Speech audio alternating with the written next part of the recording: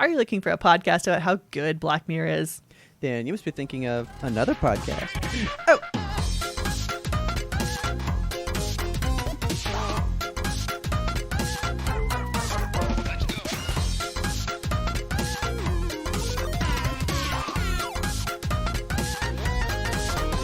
Good evening, Kelsey! Good evening, Robert. We've missed the sultry sound of your voice. Sultry? I don't think anyone's ever said that about my voice before. Thank you. I've missed being here. What is up? We've missed you so much. Yeah. A brief note about why I was gone. I just wanted to let you guys all know that Robert and Taylor have stepped in to fill my shoes in such a beautiful way because I was away on podcast bereavement. My dad passed away after a very long battle with cancer, and that's all I really want to say about it right now. And in true Kelsey fashion, which I did call this as well, I said to Taylor, I was like, guarantee next week she wants to be back. Guarantee she's ready to come back. I have Not been... because she's over, but she's just like, no, I work, I do this. I need to get back into a routine so I can get out of my funk, because a funk I have been in. You've been gone, so I've had to just rely on the memory of you, and I love how good my memory is, because I've called everything that I have said about it. It's been amazing. I'm glad. Speaking of weird memory of things. Okay. I would just like to tell you, because I think it's fascinating. Not fascinating. It's just amazing. Whose line is it anyway? Mm-hmm. Like with Drew Carey. Like the old school one? From like 99. It had a date stamp of 99 in there, man. Whoa. That's on HBO Max. Fuck yes. Guess what I've been watching nonstop? Oh my God. Now that you've told me, I'm going to be knee deep in it. So we were watching it, and there was a skit going on. And I said what Ryan was going to say right before. And Taylor just looks at me. Yeah, because I used to watch them. Because, like, we would record those on VHS. Oh, my God. And that's how I learned. And you know me. I'm very particular. I couldn't just, like, put in the tape and hit record and go. Mm-hmm. If you were recording on VHS, damn. Are we just, like, making this real old sounding right off the bat? When you would record on VHS... If you hit the pause button, it would actually stop it, and then when you hit it again, you could cut out the commercials because it would only record. But you know, when you did that, so I would wait, and I'd hit pause, and I'd be waiting and unpause so I could watch them on VHS without commercials. Just craft a perfect curated Netflix of your own. And I had fucking at least 6 like cassette tapes of Whose Line I watched religiously, right? And this line just erupted out of me. I wasn't planning on it. They said something, and I just happened to say it. And Taylor goes, dude, you said the same thing. How funny. And I was like, no, I just knew he was going to say that. They were doing like a scene where Ryan is like a crazy dude that has a bunch of bees. Okay. And they were playing a game where they would change what type of scene it was. So it's like, it's a horror movie. Now it's Sesame Street. Now it's a porno or whatever, right? Uh-huh. So it turned into Sesame Street. And the guy in the scene with him goes like, I've been stung on the bottom. And then like he bends down and goes, can you spell bee? And then Ryan is like snuffleupagus. And he just goes, you can't spell bee. Bee's a letter. And then he walks by. And so he goes, can you spell B? And I just went, can't spell B. B's a letter. And then he said it, and Taylor's like, whoa! How did... Just thought you were the funniest person alive for a Whoa, moment. You're so good! And I was like, no, it's just memory. That's just deep-seated, like, hot sheets in there, man. I was like, you've never heard me say that? And she's like, no. Why would you ever say that? I'm like, why would you ever have the occasion to? You can't spell B. B's a letter. I guess that's true. When are you given the opportunity to bust out a gem like that, and it means something to somebody? Honestly. So yeah, Whose Line? It's fucking on there. And then it's very 90s. So Taylor goes, is Drew Carey a bad person? Oh, no. And I was like, why? And she's like, we got some pretty sexist jokes going on. Yeah, and I was that's like, the 90s for you. Okay, so I was like, you know what? Honestly, that's that became kind of like, oh, we can actually joke about sex and people's bodies, and we can kind of like, that's when the edginess started coming. That was the early Yeah. 2000s and Have shit. you ever seen a movie from the early 2000s? Yeah. So that was like the prerequisite to it, you know? So I was like, I think it's more like that was the style of comedy at the time. Yeah, we really went places with comedy, didn't we, in the 90s and aughts? We looked him up. He is an A-OK dude. Everybody fucking loves him. He's great. He is a genuine good dude. So how old is he? We're not going to lose him anytime soon, right? Oh, no. But he looks Good. so different. He got so skinny. Yeah, he looks, I don't know, old. And I hate his hair. I hate his Price is Right hair. It's so, yeah, I saw him on The Price is Right, and I was like, I don't like this at all. He just looks like old because of his hair, I think. Yeah, because he's got like long hair now. Yeah. Oh, well, he's 65. Okay, so. I don't think that's horrible, though. I mean, the age of dying. I mean, yeah. So actually, because we've been watching this, I was able to acquire a new site. Oh. And I got the Drew Carey show. All right. And I'm going to watch the old Drew Carey show because I remember loving that show. I have a tiny funny anecdote for you. I was doing a crossword the other day. Okay. And it was the clue was like show from the CW. And I was like, the only one I know is fucking Reba. And I go to put it in and Reba fit perfect. I was like, really? hell yeah. Oh my God. So that's my contribution to the crossword. So you said that and I was like Supernatural because that's the top one. But I clearly wouldn't have said that if I saw it was 4 letters. But I'd have been like, oh, I'm fitting it in there. Supernatural, really tiny. So yeah, Whose Line is on there. It's fucking dope. It's so good. Like I forgot how good they were on that show. I can't, like, nothing matches the energy between Colin Mockery and Ryan Stiles. Like, it's just perfection. Okay. So we've been learning because my question was, how did these people get here? Yeah. What's the deal? What is the deal? The only people that have any tie to Drew Carey is Ryan Stiles. That's it. Really? Everybody else that was on it came from the UK version of the show. What? Even Colin Mockery? Yeah. He was on the UK version of the show. Huh. Wayne Brady was from the UK version of the show. What was he doing in the UK?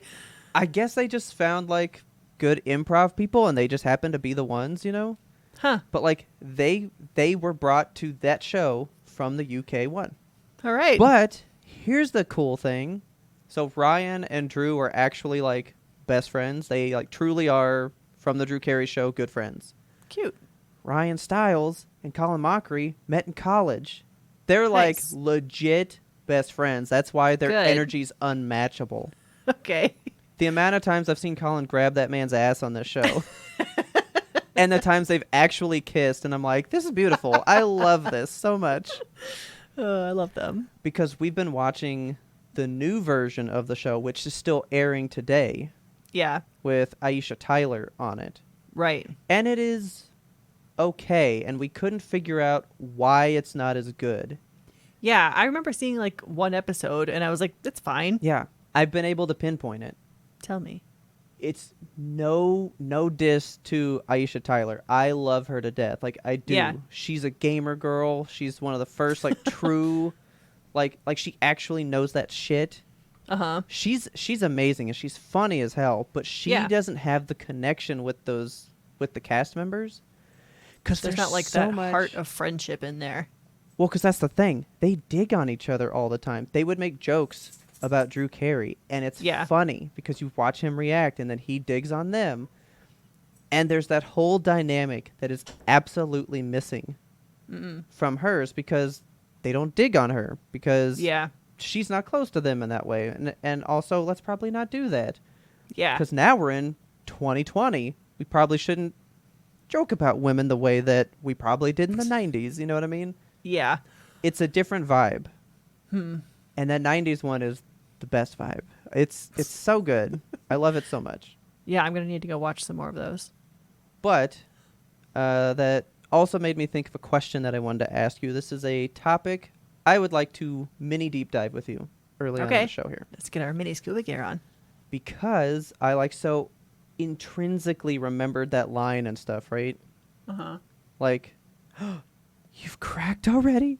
I have this because You I was cracked. I'm sorry. Can I I crack drank real a Diet quick? 'Cause, Coke like, with jeez. dinner. Yes. Okay. And Oh. oh yeah, I didn't get to finish it with dinner, and I was Yeah. like, I don't want to crack another one for Yumto. I drink water with dinner, so I could have this here. I should have been a good boy, and I wasn't. I was going to pound another one like before we came to the show because I already had one at work. I was gonna have another one pre-show and then this one on the show, but I didn't do that. I'm out of practice. I haven't scheduled my beverages correctly. Oh, you just drink willy-nilly these days now? Just Dude, whenever you want? I bought a case of Topo Chico, and I was like, this will last me a couple of weeks, and I drank them in like 4 days. Ooh. Fucking pounding them bad boys. Just like, I got nothing going on. Go, go, go, go, go, go, I'm go. gonna drink some Topo. I was thinking about this, and then actually it's also driven from something that Taylor said to me the other day. Okay. And it like, she even said like, is that really fucking you up? What's wrong with you? And I'm Okay. like, I can't stop thinking about this because you said this to me.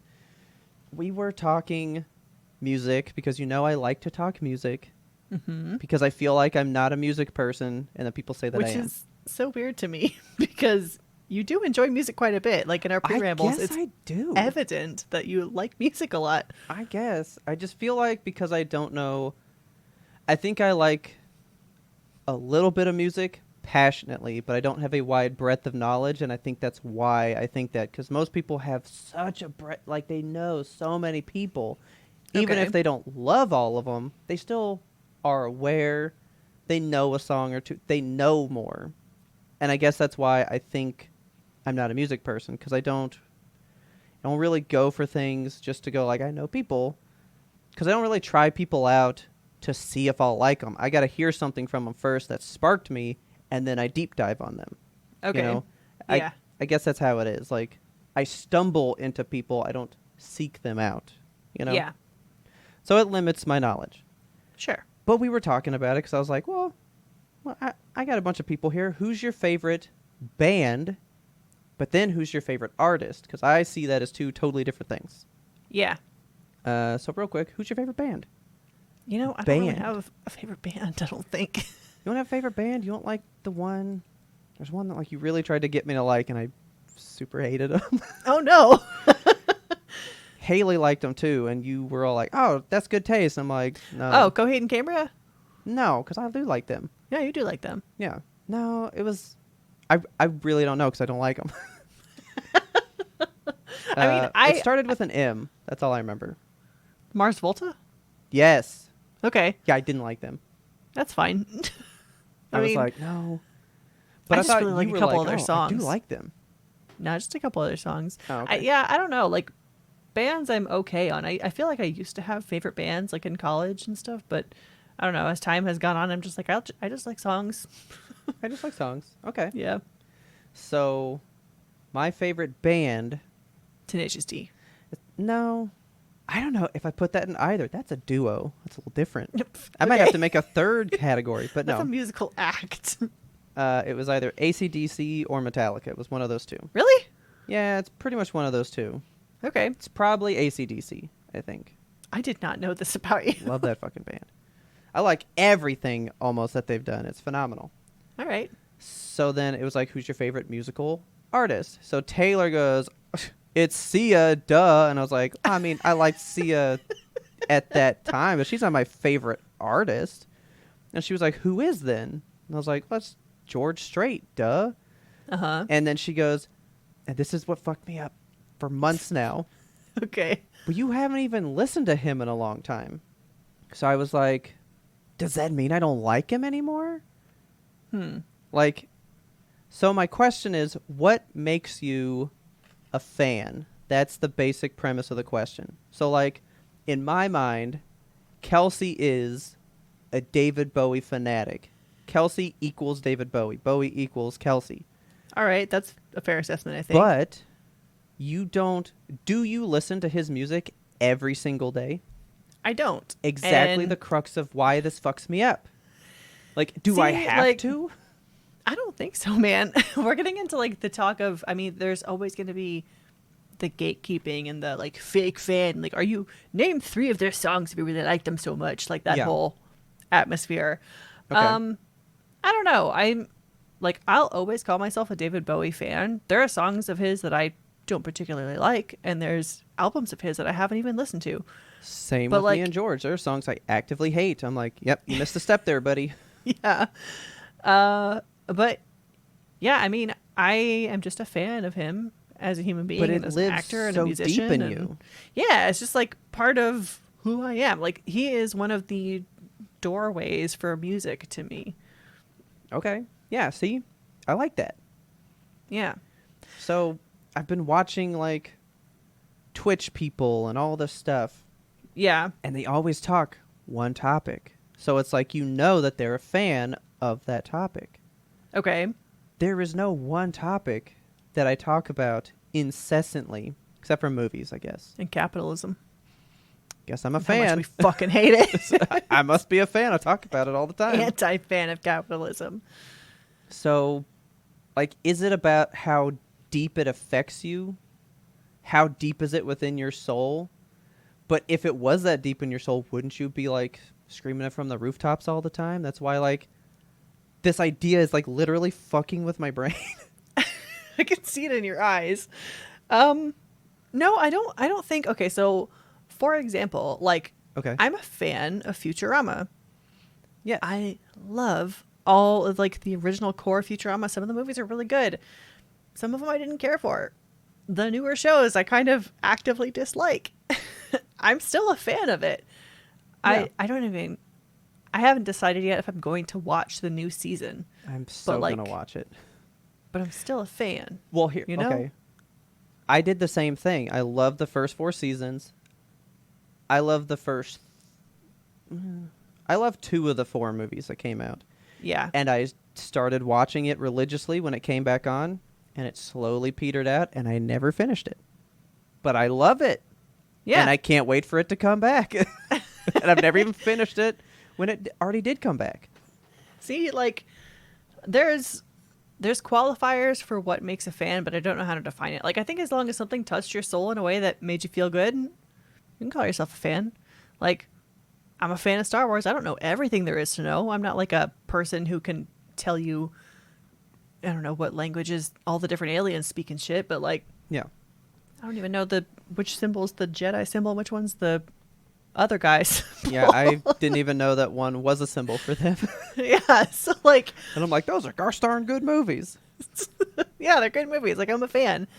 Yeah, I think fan, honestly, people need to like loosen the screws a little bit on what it means to be a fan, because I feel like we're in a society right now where you have to kind of prove your worth. You You can know? only be a fan, which is casual, or you can be obsessive, Yeah. right? Yeah. Like, I'm a fan of Game of Thrones. Never read the books. I'm Yeah. a fan of I don't And I would highly equate you a fan of Game of Thrones. Like, I also think that's a big thing to Kelsey. Yeah, like But we I've throw Game of Thrones never- parties. Yeah, I've never wondered, but has she read the books, though? I've never thought that. Yeah. So, okay, yeah, that's fair. So like, you can be a fan of stuff but not rapidly engage with it 100% of the time all the time, I think. Yeah, because, like, I would say one of my deepest ones is Spider-Man. I don't Yeah. talk Spider-Man to people all day, every day, because, one, nobody wants to fucking hear that shit. But, like, I constantly think about Spider-Man things. Like, Yeah. but, like, his motivations and stuff, like, I'm not just like, oh, man, that was a really good movie. I think about, like, the lessons from it, I guess. Okay. You know what Yeah. I mean? Like, that's Deep what I'm shit. constantly thinking about all the time. So to me, I am thinking about it a lot, but I'm not, like, going like, I'm thinking this thought about it. Would you like to hear it? You know, like... It's because you have a little bit of a filter. It's small, but it's there. A little bit. So I want you guys' take as well. Write in, what do you think qualifies as, like, being a fan? And if something's your favorite, like George Strait's my favorite, but I haven't... Honestly, I probably haven't listened to a George Strait song in maybe a year. Yeah. We listened to one together, I think, in Preamble, and it was bad. That new one that he had. See, I It's don't like, even remember. I'll lick a boot of any police officer. When I don't like something, I just forget it. Just can I turn it off. It didn't happen. I eject that from my brain. Yeah, it was very I like do remember thin blue that line. one. Yeah, I do. That was like 2 years ago or something. something like that. Yeah, it was rough. Maybe that's why I haven't been listening so much lately. Maybe. Subconsciously, I'm like, makes me think of that song. Yeah. Okay, that's fair. But like, I know them all. So unless I'm actively trying to like reminisce or listen to that, maybe I'm listening to a vibe of the day or of the summer, the season, you Yeah. know? And I want him at a certain time, but it's not right now time, you know? Yeah. It's not straight time. I would love a clock. It just says, it's straight time, and you gotta turn on one George Strait song. What is straight time? Noon or 6 or 3? No, No, 3:45. it can't be 3. 3:45. So there's 4 straight times a day. It's You 4 get straight time. four George Strait songs a day, mandatory to be a fan. Did we literally just come up with something that nobody's come up with that would be perfect marketing for him to sell like a straight time clock? I think we're thinking about time wrong because there's like every hour has a straight time. Now that is a slogan if I've ever heard one. Every clock. Wait, what? Every hour has a straight time. It does. Yeah, like they're always going to be across from each Yeah, other, right? So it's what, 4:50, 5:55. Yeah, Look at a clock. yeah, Yeah. Every hour has a straight time, so you got to listen to 24 straight songs a day. One Don't listen to them straight though. album a day. There you go. That's a lot of straight It's though. mandatory. That's what makes you a fan.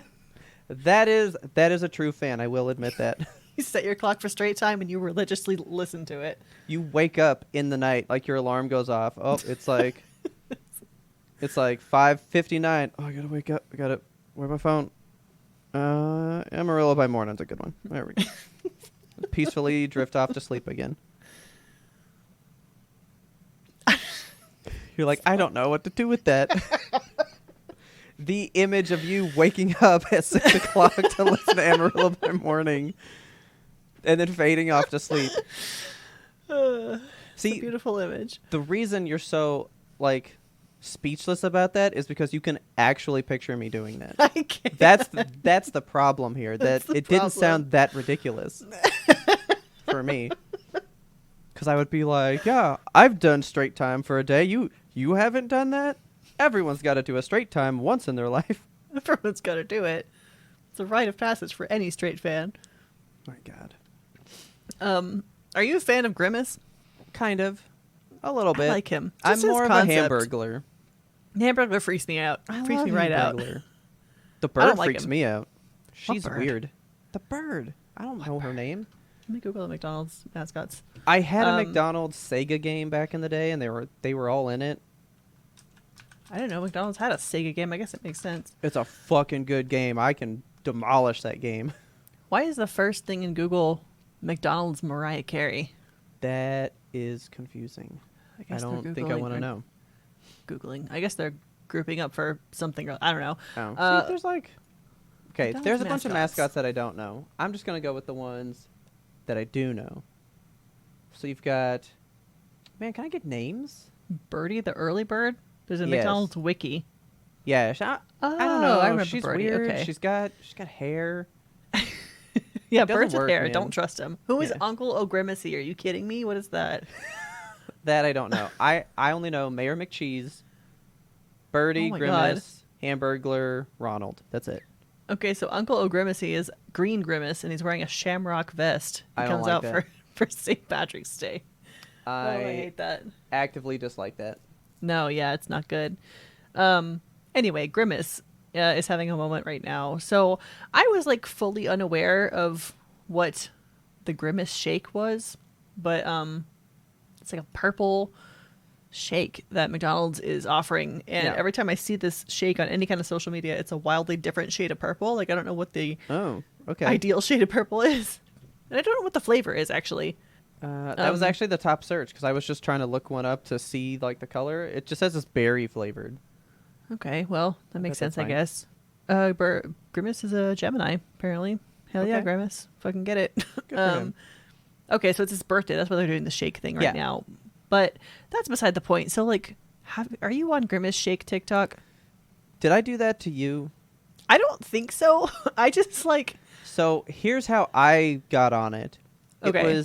It was a TikTok video of a guy scrolling through his feed and just showing how many were back to back.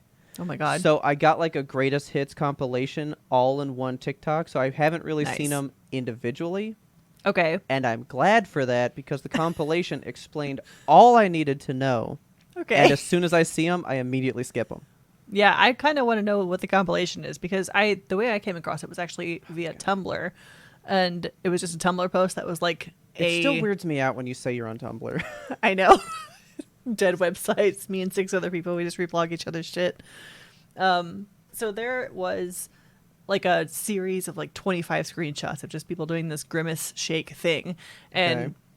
just the screenshots themselves were fucking horrifying. It's just like people that look Yeah. dead and twisted and possessed and holding like a spilled Grimace Shake or something. So I was like, there's a meme I'm missing out on. So I went to TikTok and I was like, I'm going to experience it for myself. And I Googled, or I TikToked the Grimace Shake. It was a And bad idea. it was an idea, that's for sure. Yeah. I don't get it, but I like it. Like, there's a lot of really interesting indie horror vibes coming out of this shit. Do you want me to like really fuck you up with it? Please. I can't remember I can never remember his name. He's got like long red hair and a beard, and he's the guy that like talked about writing your congressman for Okay, yeah. the act and all that stuff. And he's very like politically whatever, and he talks a lot of capitalism stuff too. I can never remember his Yeah. name, but I do I have follow no him. idea, but I know him. Taylor sent me one with him, and he did the perfect creepy TikTok. It wasn't a Grimace Shake one, Okay. but he's shitting on Gen Z and capitalism with the Grimace Shake meme, right? Okay. Because Gen Z is like, so basically they kind of like are trying to make fun of the Grimace Shake, like, oh, you think you can get people to buy your capitalistic stuff for like somebody's birthday, but they're making videos by paying for the Purchasing product, the shake. Yeah. right? So So- he's like, you're missing the point, Gen Z. You think you're being funny, but the sole goal of this is to get the purple goo into your body. Yep. And you think you're outsmarting the system and you're laughing at capitalism and all that stuff. But at the end of the day, the purple goo got inside you. You still did exactly what they wanted. I mean, But you you don't think even have you're to. better than this. And it was like You a don't whole even. thing.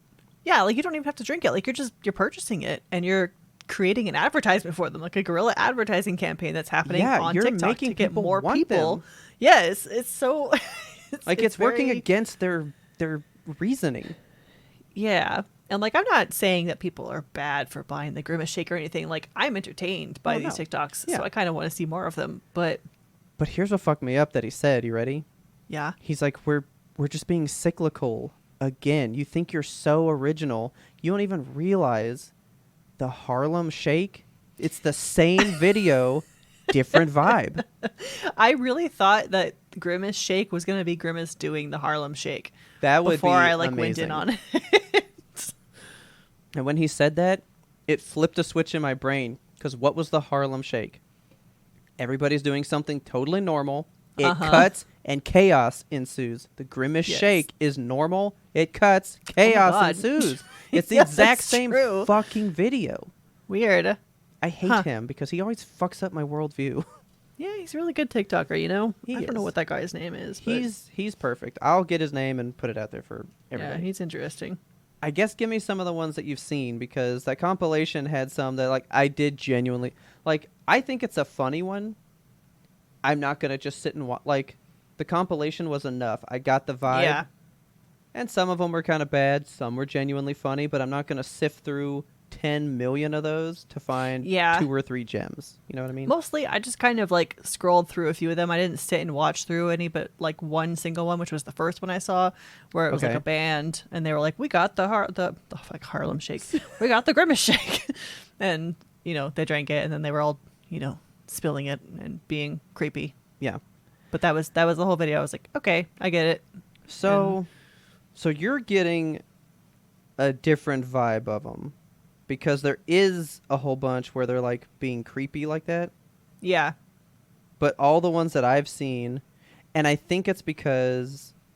Well, see, I don't know that for sure, but I've heard that some people have drunk it and died.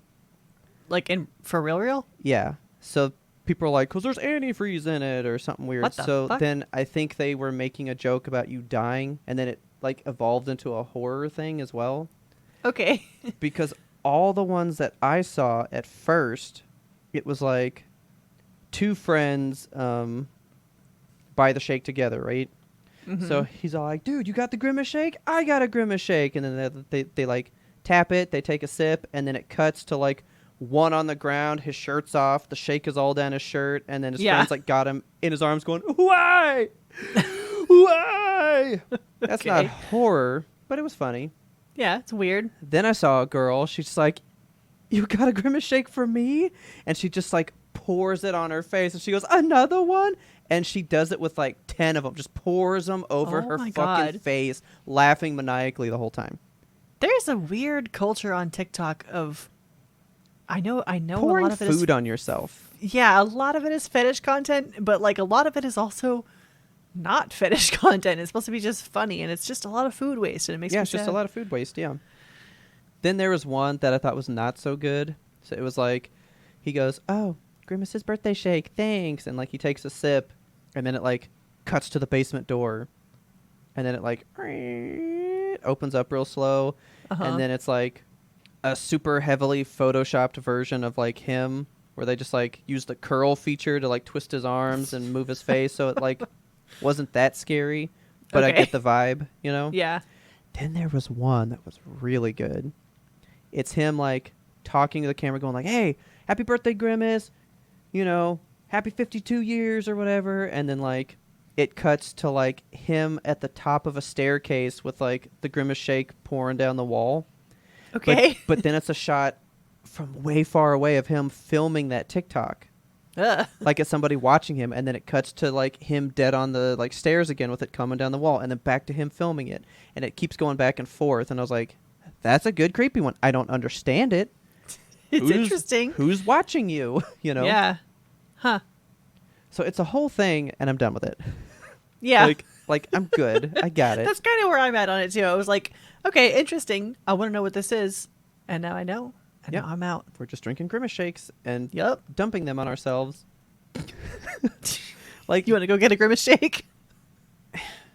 Actually, kinda. I just want to know.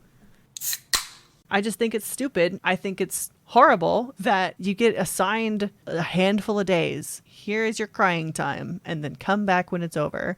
Yeah. Death is so fucking stupid. It's so stupid. I hate the way our culture handles it. I hate the way America does death. I just keep thinking about like, if we made it a business. We made it a fucking business. Yeah. It's weird. Everything is weird. And I don't like the way that we do it here as a culture. I just think about like, what if we were, I don't know, more of like a tribal atmosphere or something where I wouldn't have to go back to work 3 days after, and we don't have to like, we could just mourn as a community, and I don't know, things would be different. It just feels. That makes me think of almost like any show that I've watched or seen where it's like they come across maybe like a Native American tribe or something, and they're like, oh yeah, this person died like a year ago for them. And, you know, they still do like the light work around the village and all this stuff. Like that was a thing that happened. Like we gave people a chance to come out of their funk naturally. Yeah. And it's fucked up. And now you're not allowed to have one. Yeah. Like now you get your allotted time and you go back and make spreadsheets. Yeah. That's what's important, duh. If you enjoyed that little bit of the pre-ramble, you can get that full bonus episode by going over to patreon.com/YMBTOAP and signing up to be a patron. We would love to see you there. With our lowest tier, where you get the secret Discord, up to our highest tier, where you get our pre-ramble shows and our Zeitgeist monthly shows. We would just love to see you around, no matter what tier you hop into. But if you want to be the ultimate supporter, you can get yourself some Yimtope gear over at the Yimtope Apparel store. We need infinitely more tanks because it is getting infinitely more hot here in Texas. I am dying. Literally melting away. It's the worst. Like, I can't. We can't. The link to that's in our show notes. Get you a tank. Stay cool this summer.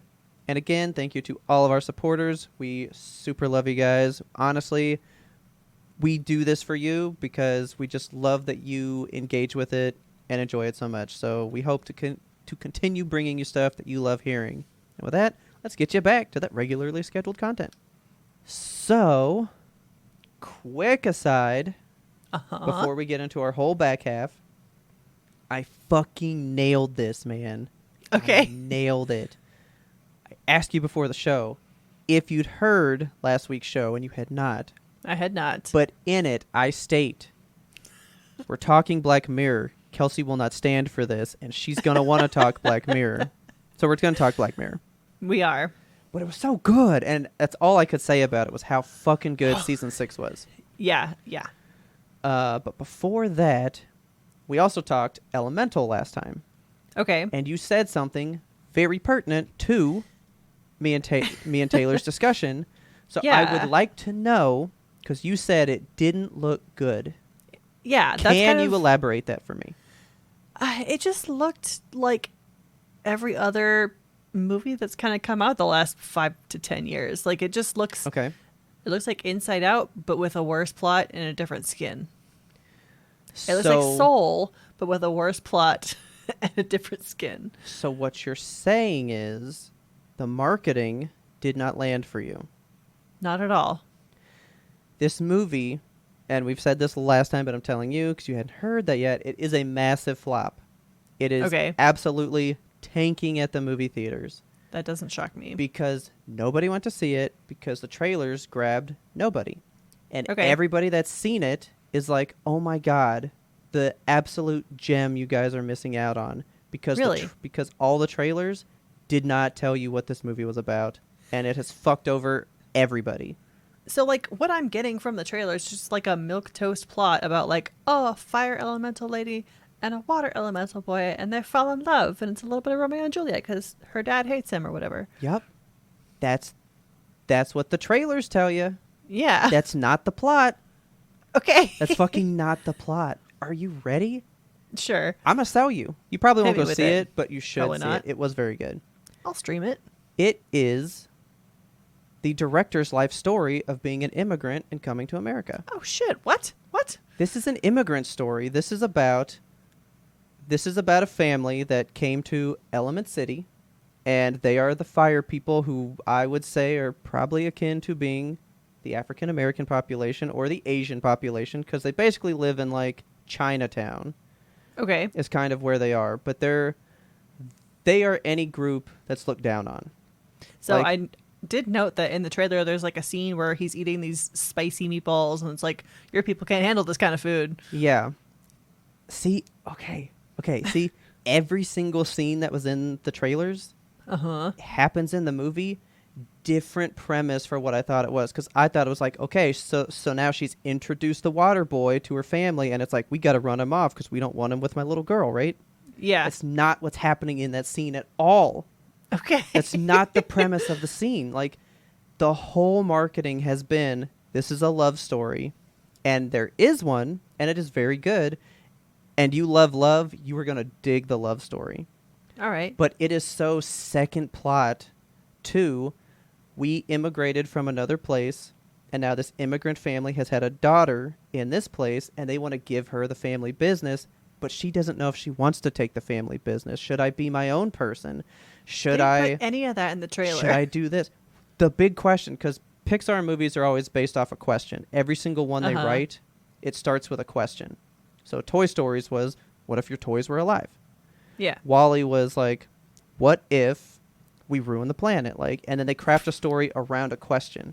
Okay. The question for this is, how do you repay a sacrifice so great, like your family sacrificing their home and country to come here for a better life? How do you repay that sacrifice? And she's like, by sacrificing your own life as well. I should take over the family business. That's the plot of the movie. My God. Okay. And it is so good. Like, it's literally one of the top Pixar movies to ever have come out. It's so fucking great. Damn.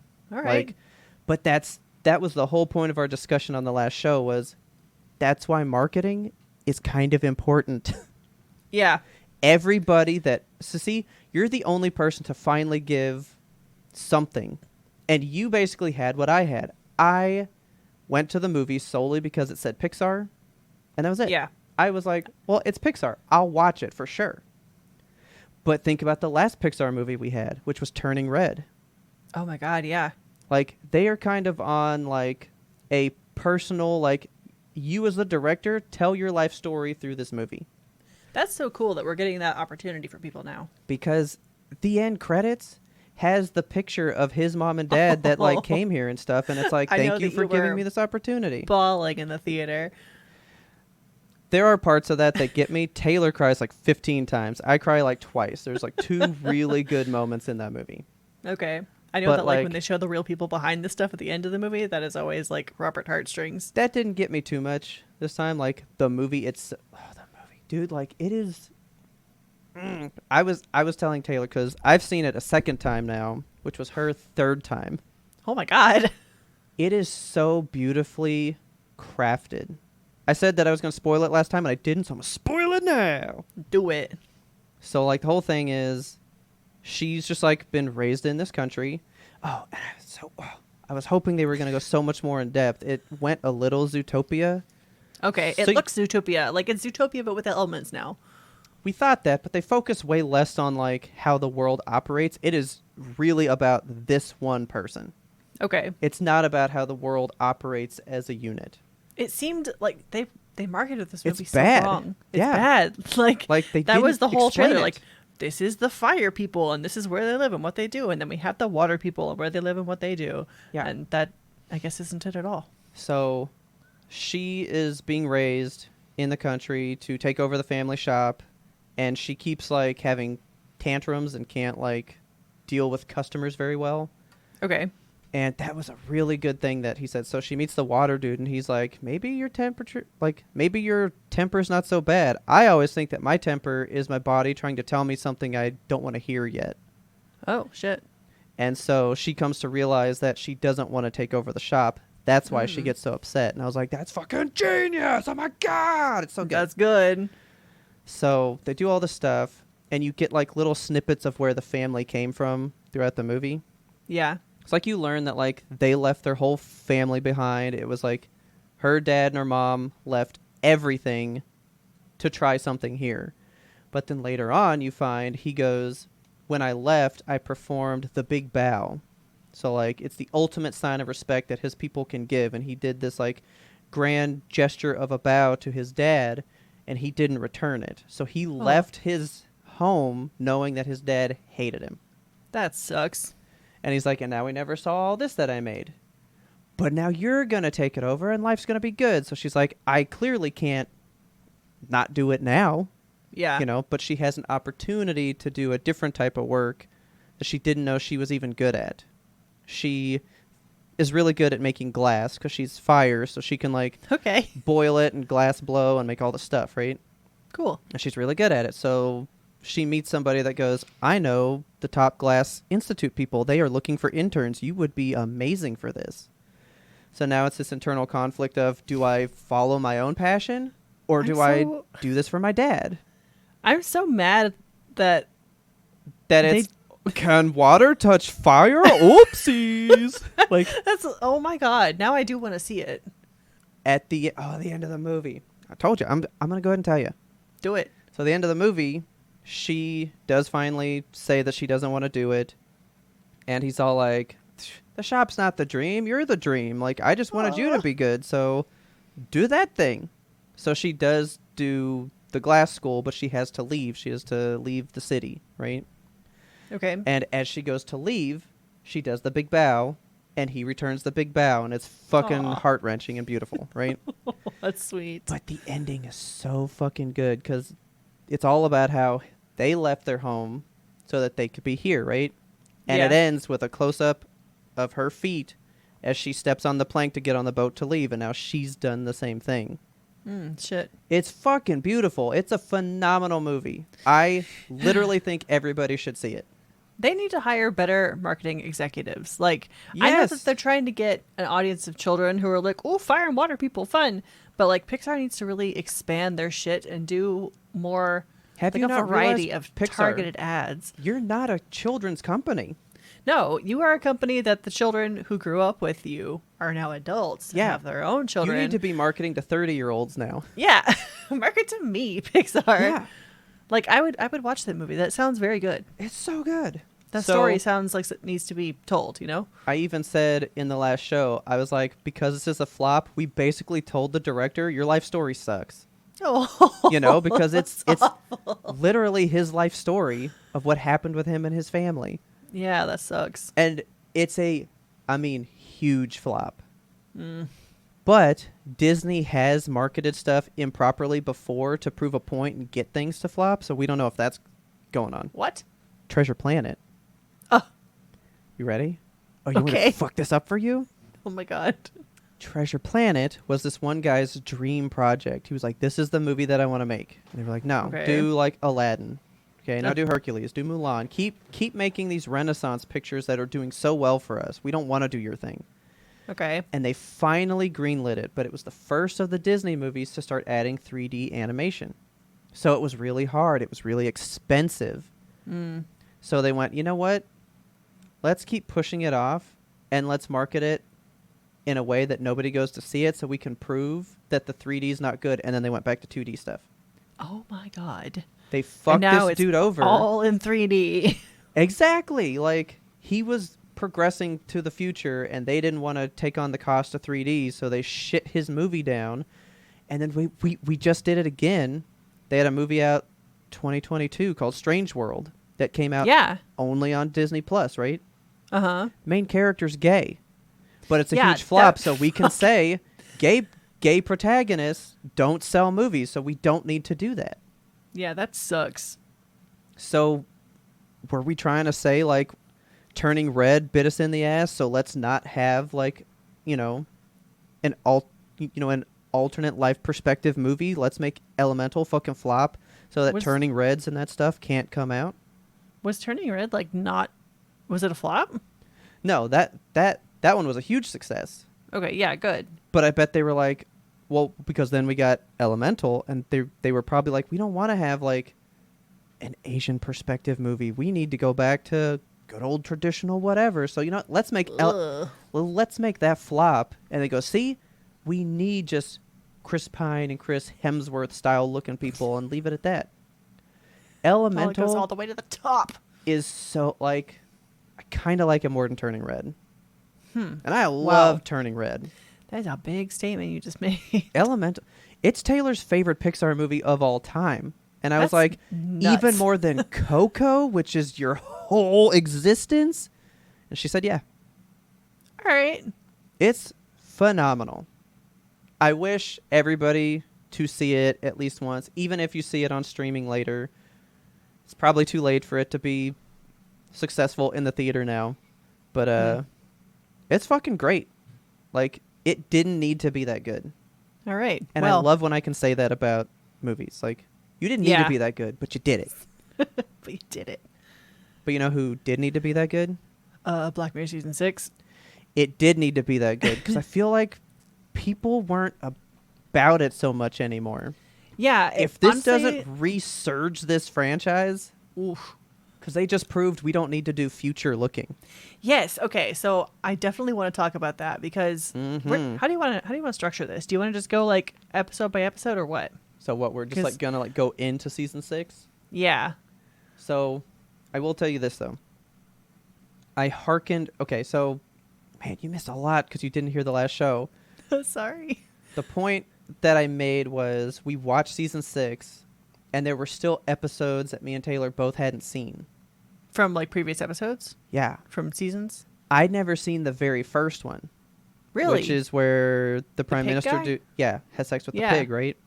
So I just watched that in 2023, and that aired in like 2011 My or God. something. No, Is that how? 2016.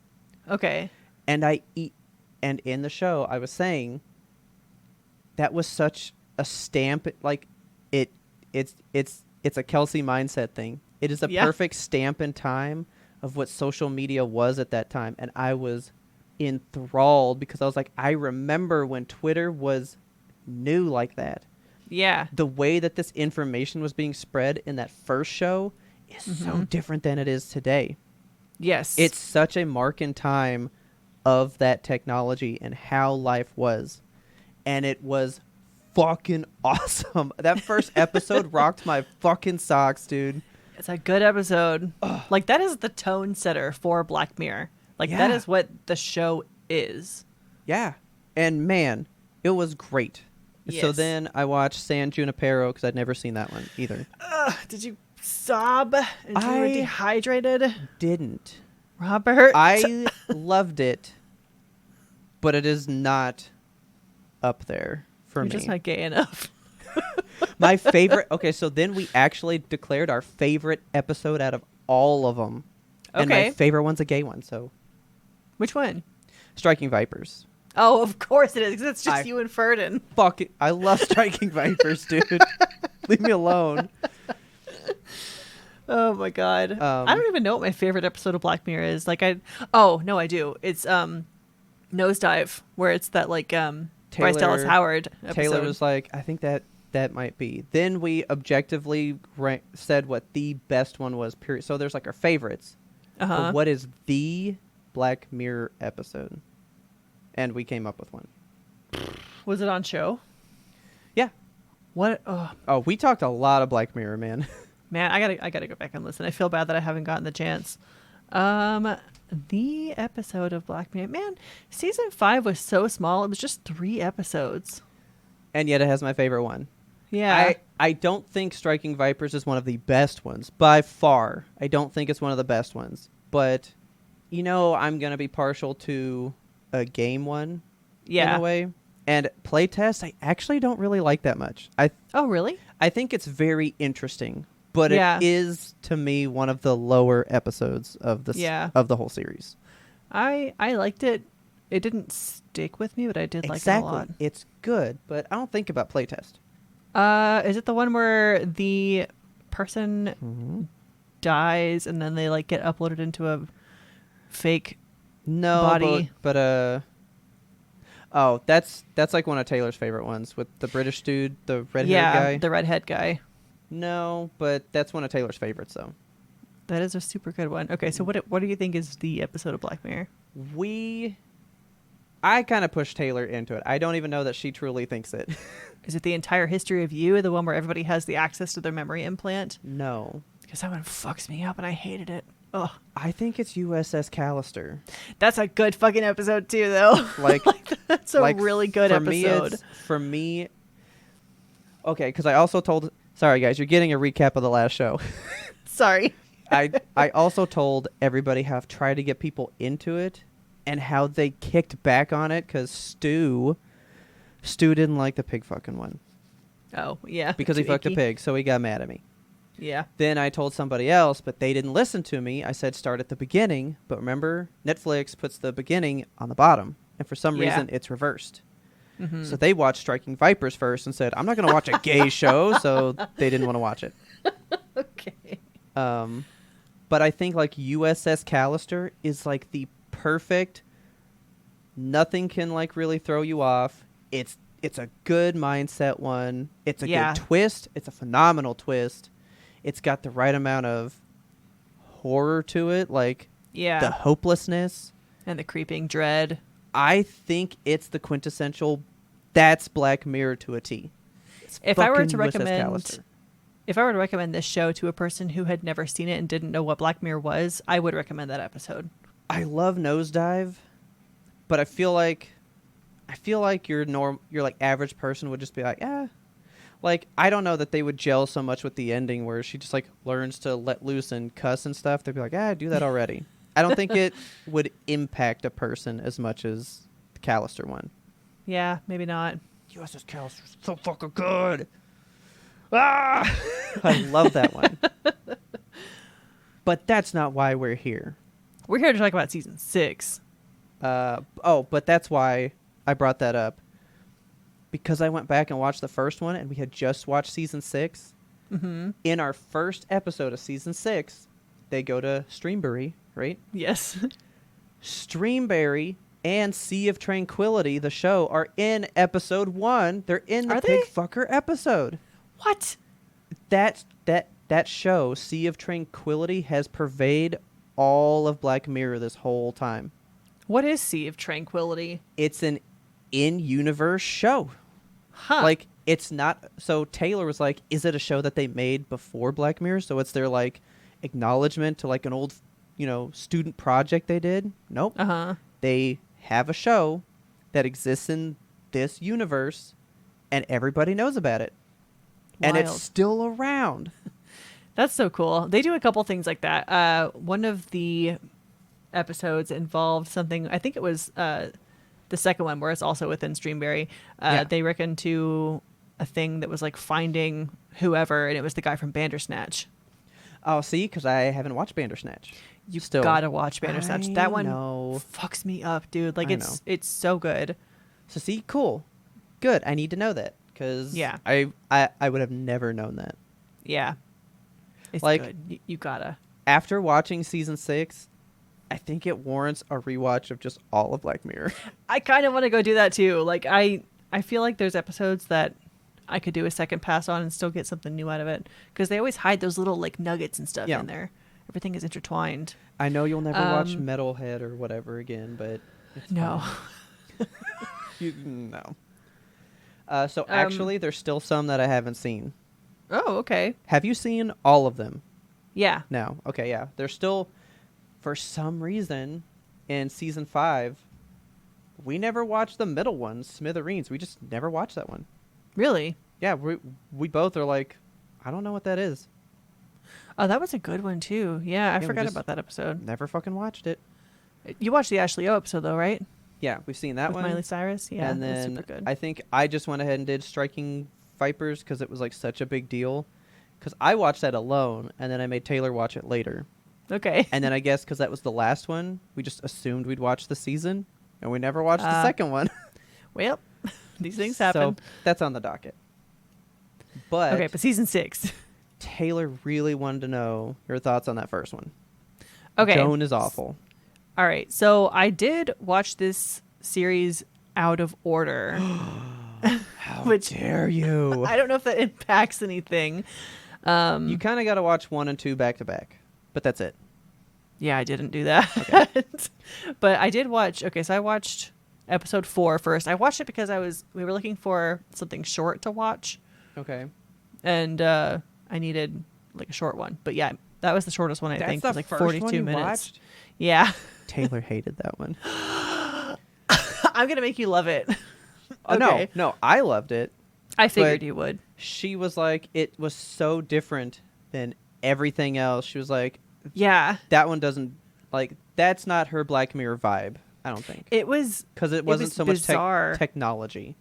Yes, like watching that episode first for the season, I was like, oh, they've abandoned the technology aspect.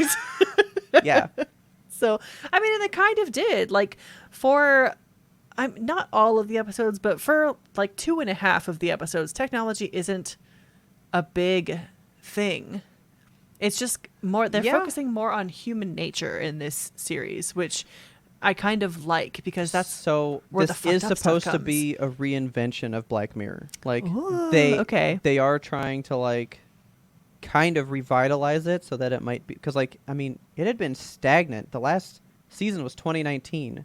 It's Yeah. been 4 years. So I think they're kind of like, oh, we're back. Do you want Yeah. more? Yes, I do. Yeah. I love Black Mirror because we love an anthology here at YMTO, but just the Yes. way that they can take ideas and transform them into this cool piece of media and present it all as a collection, like, well, wouldn't that be fucked up? Yeah. Like, it's very cool. So Maisie Day was your first one. Yeah, and then I watched Joan is Awful, Okay. and then that was two different days, and then last night we were like, let's just watch the rest of them. So we watched Loch Henry, and then Beyond the Sea, and then Demon 79. Okay. So All right, you said that weird. I'm guessing Demon 79 like got you good. You like that one. I mean, you know I liked that one. Should we That- just start from that episode was 1 and go through? Taylor's favorite one. Oh my god. It was good. I like it. Yeah. It's not. I know which one's my favorite from here. Okay. Joan is awful, though. I feel like it's just something we have been talking about. Because we've been talking Yeah. about AI and how it's taken over all the shit. Yeah. And they fucking went in on that shit. Yeah, they did. I thought that, okay, so just kind of stepping into it like the first show, thematically, this one is more like, I thought the way it started was not where it ended. Like, it started with a kind of thing of, you know, what if your worst day was on display for everyone to see? Because this Yeah. woman has a bad day and then goes home and finds out like everyone is watching it, and they're watching every secret part of everything she did that day. Yeah. She did a lot of bad shit that day. So I thought that was a cool thing, and I thought that was kind of what it was going to be about. Like, what would it be like if your life was constantly on display for people? Yeah. But then it goes that layer deeper, and it's like, what if there's just like layer after layer of individual AIs that are watching shows about AIs that are To watching me- shows about AIs? To me, it was just the utmost. So that's why I think the first two were like the good back-to-back ones to watch first. Because Yeah. it airs on Netflix. And Yes. these first two are basically like, Netflix fucking sucks. Yes, truly. Like that's the whole premise of the first two shows. It's like, isn't Netflix a little bit fucked up? Yeah. Like, to And me, now it I'm was more scared. just like capitalism to the maximum with Yes. streaming and why streaming sucks. Yeah. So I was worried after watching episode 1. I was like, I should go back and read the terms of service of Netflix because I don't know what I've actually agreed to. That's true. So I don't know, man. Terms of service suck. It's like 60 pages, and it's just like, Yeah. you agree to sell us your data, and we're just kind of like, okay, click it, I guess, because I don't have time to read it, and I don't Well, have time to But think about it. also, what else are you going to do? You want Yeah. Netflix. Are Right, are you you going to just gonna- say you don't want it then? Yeah. Because you I mean, can't do you- not sign it and get Netflix. Right. Do you want to tweet? Then you have to give us your email address, and we're going to sell it to everybody. So there was a lot of, I don't know, just weird vibes coming out of it. Like, I was surprised almost that Netflix would produce something like that to say, like, aren't we kind of So- fucking bad? I kind of said this on the last show. I guarantee they did not vet these. They went, oh, Black Mirror is one of our top shows. Make it, guys. We'll put it on. And then Do somebody's it. like, motherfucker, dude. I'm Did just none of you picturing, like, check in with them? I'm picturing the executive at Netflix being like, oh, Streamberry, that's a cute name for a service. And they're just like, that's not us. The guy's Yeah. like, no, look, the picture's the same. They're talking about us. No, it's just Streamberry. I thought it was a great start to the season. I thought Yeah. that was a phenomenal Black Mirror's back in full form. Yes. Good kickoff. I would not have gotten that from Maisie Day. I would have liked it. It gave me Love, Death, and Robots vibes. Yes. More than Black Mirror vibes. Yes. Yeah. This season starts with the technology, and then by the end of it, it kind of fades out. And I wonder Oh, if yeah. that was on purpose. Like, they're just like, we're done with Yeah. tech. We're doing different stuff now. Well, they kind of decided like to do... Well, so Lock Henry was about older tech because it's always about the Black Mirror, which was your phone or your tablet. Right. But like, what about your TV? What about VHS? Like, we have a whole set of technology that used to fuck us up beforehand too. Like, Right. it's all been here. It's all been happening. Yeah. Lock Henry might be my number 2. Lock Henry was really good. I and loved it so much.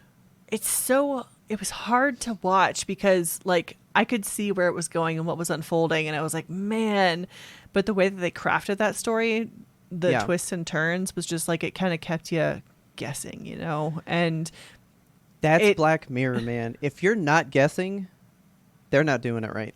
yeah, but it really like shined a light on the whole fucking messed up industry that is true crime, because like I am a person I'll who see enjoys... you would have a better insight to that. Okay. Yeah, so I'm a person who enjoys like the little Netflix mini docs that come out in the series on like, look at this murderer and his whole life story and like how weird and fucked up he was and how he affected the small town and the people in it. Yeah. And Netflix does a lot of those, and there's a Oh, lot yeah. of really bad ones that I haven't really dipped into, but there's a lot of good ones too. And I'm like, that was an interesting, fascinating look on stuff.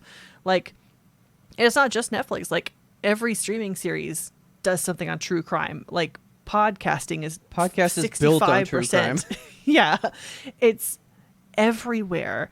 And there is an interesting aspect to it just from a human perspective. Like, it's Yeah. human tales, you know, what drives a person to do that kind of shit? Like, what can you look for in your life to identify things like this that are going on around you? Yeah.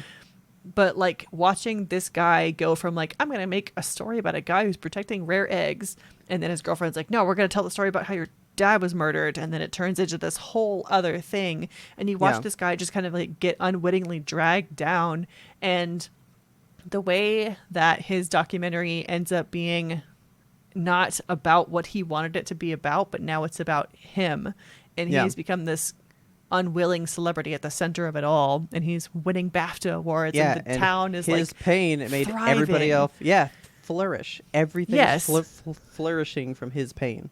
Yeah, so he like left this small town to go be a big filmmaker, and he comes back, and now the town has become the big filmmaker, and he is but a small man left to his own devices and his own Yeah. heart. It was really, it's a good look at how true crime documentarian nature can just kind of, it pulls out the worst pieces of things, and it's so hard to make people want to relive that stuff. Well, Like- to have true crime really hit home, isn't it kind of like you have to think on the level of the person that was doing it to really get into the mindset to portray that in your film? If you're just going to tell Yeah. a fact about it, anyone can do that. But if you can like understand it kind of and get that Yeah. across, that's going to fuck with you though. Right, like get the personal level of it. And that's what they said too in the show when they took it to the streaming service, and they're like, do you want to buy this documentary? And she was like, you got to play up that personal angle. Like, tell us about how your dad is involved and why he was shot and all that. Yeah. And yeah, it was a very good look at what that type of storytelling does. And it's hard to be a consumer of that type of media when you can also see the kind of shit that people go through to create it and to be the people behind the story getting created. Yeah. Kind of sucks. I took a lot of capitalism stuff from this one. Like, Yes. not like this show, this whole season. This whole season was Yeah. so, because even Maisie Day, it's about, I'll pay $30,000 for a single photo of this person. Right. I will turn you into a parasitic creature to get a year's salary today. Yeah. You know? But that one blew my mind, though, because I don't know. I've never thought about paparazzi a lot. I don't think about Really? them. I don't think about them because I feel like since Princess Diana's death, I don't know, like there's been I've had a weird kind of macabre fascination with them, just the way that they can get into your home and do weird shit. And like, I don't know, paparazzi really fucked me up. Yeah. I would never want to be famous because of situations like this. yeah, like it just gave me a whole paparazzi like viewpoint that I've never considered because like I said, like I know what they do, but I guess Uh-huh. I've never really I don't think about them and who they're out there taking photos of today and all that shit. But like the extent and you gotta admit they work hard. I mean, Yeah. she put some work in Yeah. trying to get this, but But you can't not root good. for them. Like, exactly. they're just bad. It's awful. Like, the people that they cast as the two, like, sleazeballs, that was really Oh my good God. casting work. Yeah, it I was. was like, yes, these guys, I hate them. They suck. Speaking of casting work, okay, did you know when she goes to the diner, did anybody in that diner strike you? No. All right, Robert. The kid working the counter at the diner, Okay. you may recognize him as Dale, our good friend Dale, who we could not save in As Dusk Falls. I would not have recognized him. Oh my God, his beautiful eyes. I recognized him the second he popped up, and I was like, Dale. Remember, I didn't love him like you guys did. Oh, I loved him. It was so sad. I never would have guessed that in a million years. Old Jack Bandiera. I just typed in as Duck Falls. Dang it. Yeah, I still can't piece that together. Like, I'm like staring at this guy's face. I'm gonna have to see him like side by side. I just love him so much. Was that the thing that you said? I was hoping that you might have caught it. Yes. Oh yeah, I didn't. Sorry. Oh my God. Sorry. Yeah. Okay, so he was, I don't know, just like a little cherry on top of things, a strawberry on top of the sundae. I did dig that one. So that's one that like I was guessing, but I was guessing in the right direction. Because Yeah. like I straight up just was like, is she gonna be a werewolf? The And then second like 10 minutes later, I'm like, she is a werewolf. Yeah, so I didn't start suspecting that until like right about the reveal time, because you know they break into the facility or whatever and she's chained to the bed and I was Yeah. like, oh, something's wrong with her, and then there are goats in the room and I was like, she's a werewolf. Yep, like I kind of was guessing that.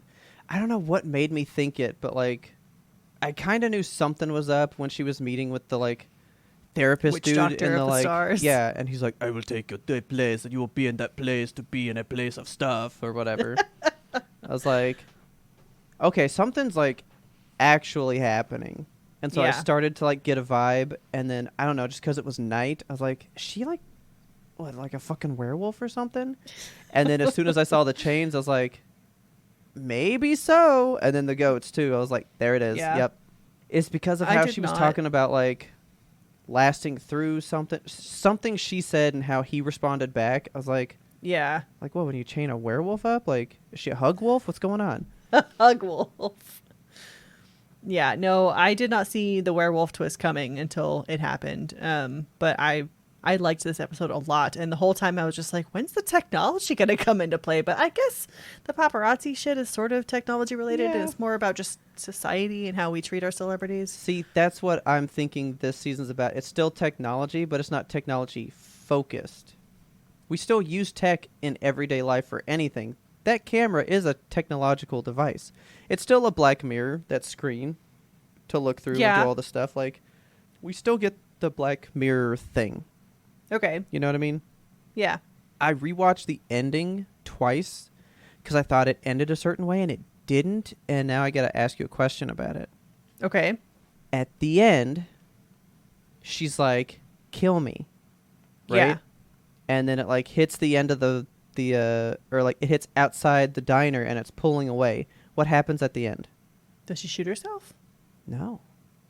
There thought she is no did. gunshot. There's not. There's nothing. Huh.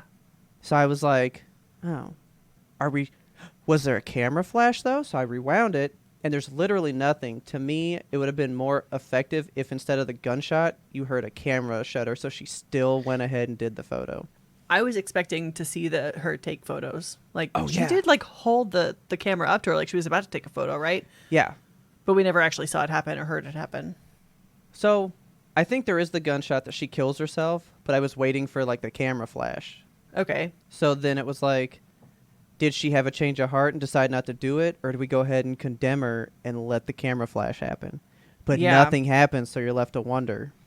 I wanted the camera flash, though. It'd be like, fuck, Yeah, that would've been humanity's really- doomed. Yeah, You that know? would have nailed it. Like, that would have hit home for me. That was a really fucked up episode. It was was very good. yeah. But let's hop back one. All right, there's 2 left. Yeah. Do you want to go ahead and talk about the other one that's not really technology related and then end on the other one? Well, which of these is your favorite? Is Demon 79 your favorite one? No. Of the season? No. Which one's your favorite of the season? The other one that we haven't talked about. That's my favorite one, too. So we're going to save that for Okay, last. let's save it. Good, because I was like, all right, who's getting their favorite talked about first? Okay. Okay, so Demon 79, no technology in this at all, right? Like old school TV. That's about it. Like really, but they don't that's do anything it. with the TV. Like he just kind of uses Except that he it copied a person. briefly. Yeah. Yeah, So not really. don't get me wrong. I loved this episode. I thought it was funny. I thought it was interesting. So I didn't pick up on this, and it says it here. Did you pick up on this? Maybe that's why. It says Demon 79 is set in 1979 and is referred to in the opening credits as a Red Mirror episode. Yes. What does that mean? I don't know, but I'm guessing that's part of their rebrand. Like you might get like a human story that's red and a technology one that's black. Interesting. Okay. Yeah. Because this it is said, the only one that's ever been called that. yeah. That has to mean something. It's got to. Like maybe that's part of their rebrand. But yeah, like when it's opening, it's kind of done in the style of an old film, you know? Yeah. And it's, you know, a Black Mirror production, or it says a Black Mirror story, a Red Mirror production or something like that. I got it. You ready? Got it? Red Mirror is the alternative title card for a Black Mirror show to indicate that it is outside of the sci-fi tech realm. Okay. Oh, fuck yeah. I love that. That's good. That's good. I like that. I like That's that a lot. really cool. Okay, so this is the first one, and everyone's talking about it, and that is what it means. So Maisie Day was not a Red Mirror production? Nope. Only Demon. That might have been like their transition point to try to like pull us towards one that's not so tech-driven. Okay, yeah, because they started with like, the different kind of paparazzi stuff. You should watch them in order, because I guess it's like tech. Maybe not so much tech. No tech. You know, like they do try to pull it back. Yeah, they ramp you up, and then they're just like, and what if werewolves? Really fucking crafted a season, man. It is crafted, and I watched it all wrong. Okay. But Demon 79, from just a story perspective, was Class fucking A, good. top notch, dude. Yeah, I enjoyed every bit of it. I love Gop. Is it Gop? Oh my god, yes, Gop. Yes, he's the best. I love him so fucking much. I was so into the premise that he's there and nobody can see it, and like, is she really fucking crazy? What the fuck's going on? Yeah, there was definitely a moment where I was like, maybe she's actually insane. Like when they get into the final interrogation and like midnight hits and nothing happens, I was like, oh shit. I was crestfallen, dude. Yeah. I was like, oh no, she's like, really I want crazy. Gop to be real. But yeah, I loved the ending to it. The fact that they tied it all in with like nuclear war and just the actual fears of that time. It was cool. I thought it would get you because it was a little Good Place. He's all like, nope, I'm just going to go exist in nothingness forever, but be conscious. And I was like, oh, okay, it's Michael. I got it. It was kind of a cute love story in the end too. Like, I don't know about love, but they were holding hands, so maybe I would say it's love. Like, yeah, like she kind of I found each other. As brutal as it was, I loved watching the main character like gain confidence and become like her own self-sufficient type woman. She was doing it through murder, so it's not the greatest, but and the editing on this one was so flawless. Like, and this one had the twist, man. How she killed the two people. That should have been enough. Yes, and I called that shit too. Like, okay, so the guy that she does kill, I did pick up on it. Midnight hits like 2 seconds later. Like, you hear the 12 you can hear bells. the clock go. I was like, oh, this episode is laying it out. Yes. It was so good. When we come down the stairs and see the other guy in the house, I told Richard like right then, I was like, she's going to kill this guy. She's going to have to kill this guy, and it's not going to count. And it turned out it was the opposite. Yeah. See, I didn't pick up on that at all. I was like, good, 2 for 1. But it's going to be right after midnight, you know? Yeah. Like, I thought she was just going to miss it, and it was going to be like, you missed the deadline. But then that didn't happen. So I was like, what the fuck is happening? It was just well crafted. Like, that one's great. It was a nicely told story. Like, it wrapped up in a little package. It was perfect.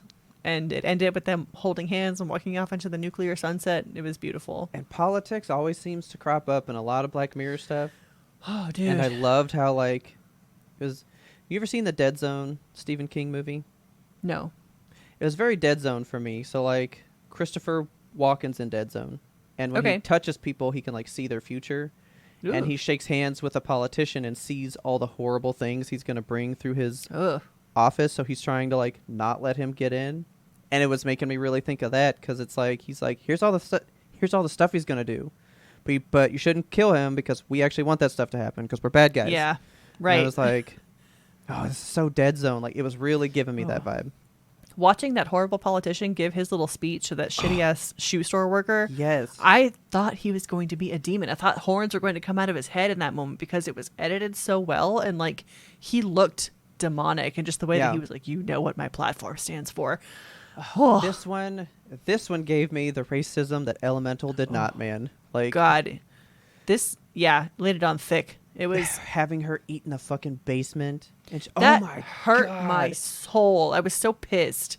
I might move this one up the rankings a little bit. Like, this one was good. It was really good. It was super good. I think this is my second favorite one in this season. I'm going to put it at 3. Okay. I'm going to say Joan is Awful's my 4th one. Maisie Day's the bottom. And Joan is Awful is great. So that means these other ones are just that much greater, man. Yeah, like good. There was not a bad episode this season. We loved all of them. Oh, no. but Beyond the Sea Let's fucking talk about it. is exactly what I want from Black Mirror. I was messed up after this one. Like, Richard and I both, we called the plot like as it was happening, because he said at the beginning, after the guy was killed, he's like, he's gonna go back to space and fucking murder this dude. And I said, yeah, I was like, he's gonna fucking get in there and be with his wife, and that all kind of sort of came to fruition. But in such a different, more innocent way. It was, but that's the really... problem, though. When you kind of, I mean, he gave him a taste of freedom. How can you expect him to go like, yeah, I'll just spend 10 years not with that freedom again? Yeah. You shouldn't have given him the fucking taste in the first place, dude. I know it's nice, but shit. This episode was so fucked up. You can't do it. So hard. Yeah, like I felt so bad. So like when the actual hippies come and kill his family and shit, I was fucked up about that. Helter skelter shit, man. Yeah, it was very Charles Manson. Yeah. And one of the main killer dude was a Culkin brother, Rory Culkin. Okay. Yeah. I was like, I recognize that face. It's like copy pasted but different. The only face that I was really staring at the whole time, you know who it was? Josh Hartnett. Yep. I couldn't figure out who he was for the first like 15 minutes. Have fucking missed you. And Taylor's like, who's that? And I was like, a long lost friend. I've missed him. Lucky number 11, man. Oh my god. Dude, I've missed him. He was such a heartthrob. Good. Yeah. Oh, he nailed it. I'm really glad he ended up shaving his nasty puby beard because it was really gross. Yeah. But yeah, so this story, like watching him be with his wife so passionately while he's on Earth, and then like still have his life up in space. I thought that was a really cool concept. Like still being able to be at home and be a father to your children and like do art and have a life and go to the movies with your kids and stuff. Like they could do everything that a human being could do except for like eat and sleep and shit, I guess. Yeah. But then also having the worker up in space who's there and keeping their mind sharp up there and sane on Earth. It was a really cool balance in the way that I thought that was a very cool story. That's something like Ray Bradbury would have written, you know? Oh yeah. Very, very fun technological adventure. But yeah, then to have the whole thing where he gets killed and then, or his replica gets killed and his family gets slaughtered, which is horrible. It fucked me up that like the points where he would be hit in the head or whatever and black out, and then he still has to like, he comes to in the space station, has to elect to say like, I want to go back into my body, experience that horrible pain, see this horrible shit and watch my family die. But like he wants to be there for them and he can't. Yeah. It's so horrible to be conscious in that moment and so physically incapable. What a heart-wrenching thing to want. Yeah. So watching him go through that shit and then be in space the whole time. Tell me if you were having the same thought. I was like, Jesse Pinkman, call ground control. There's got to be some kind of intervention, like have them do something for this man. There's got to be a solution. Why couldn't they just make a second replica? Remember, why couldn't they do that? They did comment on that. They did, but they said like they were made with us there, and like without us around, they can't do it again. I mean, but they didn't think about that when they were making them. Well, I guess you gotta. It's the first time it's ever happened. Always have a backup plan. But who would have thought like people would have been offended by their presence and fucking murder them? Yeah, that was I guess really nobody thought up. about it. They just thought like, I guess people will probably think that's neat. Look at what we did. And most people did. Like they were getting handshakes around town and stuff. Like this is fascinating. You're an astronaut. Oh my god, how is it like up in space? I think that just proves if you're gonna do some cool shit like that, move into the middle of nowhere, like Jesse did. Yeah, that's the way to go. They really went for like big budget actors in this one too. Yes, they did. Like everybody was famous. I was like, shit, we're getting all sorts of people. This one has kind of like a bad message of like, don't be nice to people. Like, yeah. Well, at the same time, like I get that she wanted. So Jesse's wife wanted to be nice because there's like a dude literally trapped in space for 10 years with nowhere to be.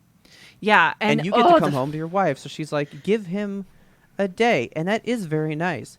It is. But you literally gotta think, if somebody knows they're gonna be trapped somewhere for 10 years, and they get a way that they can escape that, Yeah. Why would they not do anything to be able to escape that whenever they wanted? Yeah. And Come on. the fact too that like they mentioned a couple of times that this mission is a 2-man mission. It requires 2 people, and if something happens to one of them, the whole mission, like both of them are dead. Yeah. And the fact that Jesse, what's his actual name? Cliff? Let's see. Jesse Pinkman. You know, you get Jesse Pinkman and Josh Hartnett. That's not names. This says one of their names is Pia and then Davis. No, that's from Demon 79. Couple. Oh yeah, that's Lock Henry. I was on the wrong one. Yeah. Oh, Lock Henry, right? Cliff and David. Yeah. Cliff and David, yeah. So like Jesse, Cliff has this whole problem where he knows like if something happens, like he goes into the room where the airlock is and just fucking stares out into space for a little bit, and that part terrified the shit out of me. I was thinking like he's either going to launch himself or he's going to launch Cliff out into space, and neither one of those is good. Yeah. And to be trapped in a spaceship, like your lifeline, your buddy that you rely on is going through the worst event that he's ever going to go through, and you just have to like bring him back and be like, there's no time to grieve, it's time to work, which we talked about this shit right in pre-ramble. Like, you have to put aside the fact that your whole family was just murdered because we have spaceman things to do. Yeah. It's fucked up. It is. So there was that whole business, and then like they just like piled on the existential dread over and over and over again, because just the fact that he was so like, they really play up the helplessness of it all. Like they send him back into they send Davis into Cliff's body, and they're like, go have fun in the woods, and he falls in love with his wife and starts drawing naked pictures of her and shit, and I was like, it's only a matter of time until Cliff finds these naked pictures. Of course. Oh, it was so stressful. Like this whole episode had such a way of like building the suspense and the dread in all these different ways, and you're just left wondering when the House of Cards is going to fall. Oh yeah. I don't think I could ever go back to my body, because you are helpless. Like their door's a zipper. Yeah, a zipper. What would keep that dude from staring over me while I'm at home for a week? You know? Yeah. Why the fuck would I leave my body in that area? I could not do that. No, me either. It freaked me out, the concept of not being mentally like present there where your body is. Yeah, it's not a good feeling. Yeah. But yeah, the end was so just horrible. Just really fucked up. I don't know that I really thought that's what was going to happen. I was like, that could. I thought he was going to do something to like his replica. Yeah, I thought either that, or I thought that he was just going to like commit space suicide, like kill both of them out in space. Something, yeah. And then like Jesse's wife would never know, like, why isn't his replica waking up anymore or whatever. But then just like you said, man, he played it so devious, because then he kills his wife and kid, Cliff's, Jesse Pinkman's, and then literally just like pushes out a chair like, what are you going to do? Because come sit down, let's talk about it. You need me to live, I need you to live, and we will make this work, buddy old pal of mine. Oh, you know? It was such a heart-wrenching, creepy ending. It was like, so good. The power dynamics in that relationship are insane. Yeah. Because, like, Jesse's the one with the power. Like, I have the body. You don't get to have it. This is my wife, my house, my child. Don't hit my kid. Don't fuck my wife. Yeah. It was... He had all the power, and then in a second, the other guy gets in there, and it's just like, I'm going to murder everything, and now we're equals again. Yep. That's the feeling Black Mirror leaves you with. Yes, like, honestly, Black Mirror's good to be left happy sometimes, but you got to feel like shit. Yeah. As, like, high-tech as this one was, you know, replicas of bodies and spacemen and stuff, it was very much about the human experience and what it would be like to be in this situation. Like, it makes you feel the emotion of these guys, and makes you wonder, what would I do? What are the consequences? Yeah, what would society do in a place like this? And then, I mean, so we've talked about them, but like, give it to me from this side. How would you feel being the wife at home the child that knows that their dad isn't there, but he comes home for like a week and then is gone for a couple days. Yeah. And I know that that's not really my dad. Like, yeah. that's not my husband. But It would be see, so weird. then it was so different because, like, Jesse never touched his wife. Yeah, like But their Josh relationships did. were so different. Like Yeah. clearly showcased that Josh Hartnett and his wife had this like very, very, sexual relationship. They were Yeah. actively happy to be husband and wife, and Jesse and his wife are just like, we live on a farm together and we just kind of walk from room to room. Yeah, he and- just like exists there. Like what? Yeah. Waiting for his 10 years to be over to then come. Yeah. Like, what's the point? What's Right, the point like- of having the body on the farm? Yeah, why do you have the replica? To go home and chop wood? Like that's Yeah, what you're using like, it for? Is it Chores? Is it just a duty to be like, well, I'm still here for my wife and kid, but you're not really there? Like, is it Yeah. that whole parent dynamic of like, well, I provide for them, therefore I am good at being husband wife man. Husband Yeah. wife man. Husband wife man. There's a kind of a present ideal too of like it's better to be a father that is there and bad at it rather than be a father that is not there. Yeah. Like it's better for a kid to grow up with a dad, even though it's a shitty dad. That's kind But- of an ideal that some people have, That is true. But like, is it though? Right. Like go get a divorce so everyone can grow up a little bit happier. Yeah. Like this one just, I think you hit it right. It asks so many good human questions. A thing that I thought was going to happen but did not happen. I thought that Josh Hartnett was going to kill Jesse Pinkman's real body up in space and then like just go be him forever. pretend to be Cliff at home with his I wife thought and that son. too. Yeah. Oh, that would have been. But I guess it's a 2-man mission, so he couldn't actually do that. Oh, that's true. But he could tie him up, right? Yeah. Take away his dog tags. It fucked me Well- up so bad when he went out to space and he stole his dog tags because I was like, he's gonna leave him out in the vacuum of space. thought and that that too. shit fucks me up. Well, yeah, see, he would have to have him there because Jesse's the only one that ever went on the spacewalks. It's like he's Yeah. the only one that even could. Right, Or he's some like the shit. qualified guy to be outside in space. Which was he connected to the ship at all? He was just like Yeah. walking on the No, ladder yeah, with yeah, his yeah. hands. Yeah, Okay. he had a hose. So That like part stressed me out. I didn't he see could his have little gotten hose. himself back, but I kept thinking he was going to float off into space like that one episode of Love, Death, and Robots. the arm one, Yes. yeah. Yeah, I'm never going to space, dude. No. Space is horrible. No. Space is awful. I don't even like the ocean. Space is much worse. Yeah, anything big and open is just bad. That's bad news. Big no. Oh, God. Oh, funny, because this is called Beyond the Sea. So we've got like this whole dichotomy already between the two. It's just a good What- one, man. What do you mean the dichotomy? Oh, like the space and sea. Yeah, space and sea stuff. Like they already tied it all together there. Yeah, I kind of wonder what the title was going for. Because, I mean, it's the title of the song that he always played with Yeah. to dance with his wife or whatever. But I wondered if there was a secondary meaning to it.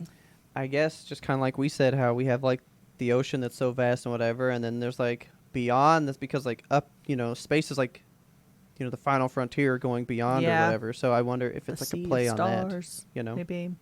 I loved this season, and I did too. we did watch like several other ones afterward from previous seasons because I watched the pig one, San Junipero, Yeah. and we're gonna watch. So actually, Taylor hasn't seen Striking Vipers, so Oh. we're gonna have to watch that soon because I hope she loves it So- like I did.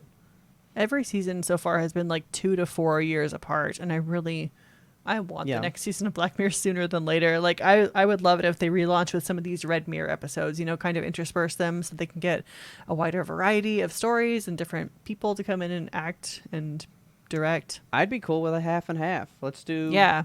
half tech, half human stuff. I'd be cool with that. Or if you produce a show called Red Mirror and just do like alternating years, do a year of Black Mirror, a year of Red Mirror. There you go.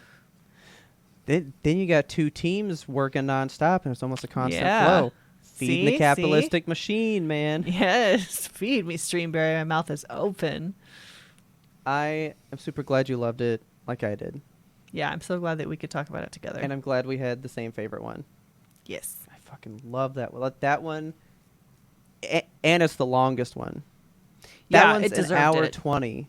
That's like a movie, and it was a great movie. Yeah. Oh my god. What a phenomenal show, season. Good shit. Black Mirror. You guys are good. Shit. But I will make you the promise that sometime soon I will have Bandersnatch under my belt. Hell yes. I will get that done. So with that, you want to see what the Red Mirror holds for us? Yes, please. Yeah. If you loved this episode, please tell a friend about it because word of mouth is the best way we can get the good Yemtope into new ears. We release weekly every single Monday, even when one of the hosts is not here for whatever reason or another, even on holidays. We are here for you. If you want to talk to us beyond the show, you can catch us on Twitter at YMBTOAP, or if you're in the know, you could hit us up on that there Discord. That's for the patrons. Tell us what your favorite episode of Black Mirror was, please. I'm not even started to talk about Black Mirror. You know, I'm full of Vim and vigor. vim and vigor and ideas and love. Talk to us about Black Mirror. Talk to us about your favorite Grimace episode of TikTok. I don't know.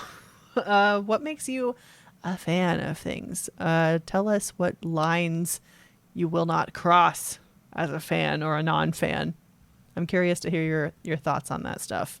Thank you so much to our patrons. We love you guys so gosh darn much. The support coming our way is always beautiful, and it's just unreal to see how much love you guys have in your hearts for us and for Yemtope, and we appreciate that you continue to love us because we love you. And our theme song is The Grim Reaper Blows the Horn by Faraz. Check him out on YouTube because we love him too. I hope you do. And as always, thanks for listening, and tune in next time to get the answer to that burning question. Are we going to like Red Mirror more than Black Mirror?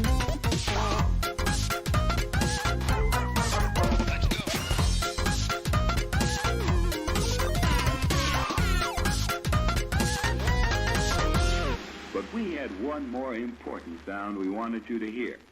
I mean, I finally got a McRib once, so Oh my god. I liked it. They're not worth the hype. Like, it was just salty. No. Salty and slippery. It's not worth the hype, but it's No. not the worst sandwich I've ever had, like Yeah. people say. I was like, yeah, it's fine. It's fine. Tastes like rubbery meat. Yes. I kind of dig the texture. Tastes like what if meat was silly putty. And I like it.